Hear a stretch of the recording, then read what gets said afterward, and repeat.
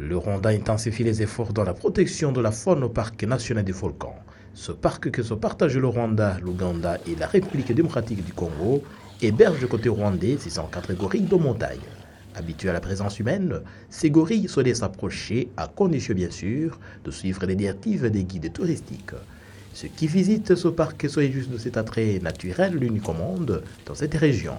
Benoît Rieland et Frédéric Deman représentent respectivement la Belgique et le Pays-Bas au Rwanda. Les sites sont absolument remarquables, la richesse naturelle tellement diversifiée sur le plan biologique, mais aussi, je dirais, sur le plan géologique également. Il y a un nombre extraordinaire de trésors naturels à découvrir ici au Rwanda. C'est formidable, c'est fantastique.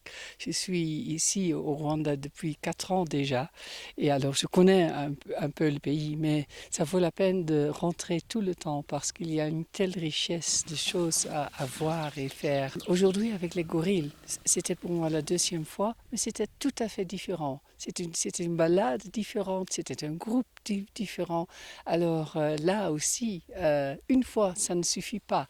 Parmi les décisions prises en matière de conservation de la faune au Rwanda, figure une politique d'accorder à 100% des revenus touristiques à la population avoisinant le parc, ce qui fait la joie de la population. Jean Damascène Ubahiriza habite tout près du parc national des volcans. La mentalité de la population a évolué grâce aux bénéfices du tourisme. Leurs enfants sont mieux scolarisés, ce qui n'était pas le cas auparavant. Il n'y avait pas d'eau. Le développement était impossible.